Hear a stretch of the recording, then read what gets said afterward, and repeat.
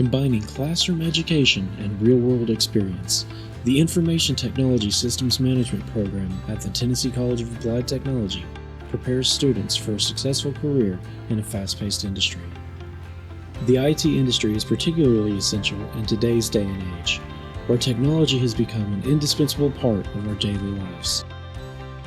Students receive the technical training in computer operations necessary to meet the needs of local businesses and industry, including networking and security training and certifications, as well as learning to analyze data processing problems, procedures, software, and more.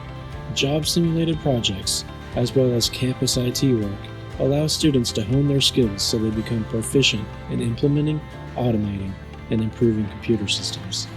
Earn your certificate as a computer repair technician or network technician, or earn one of 2 diplomas as an information security analyst or information technology systems manager.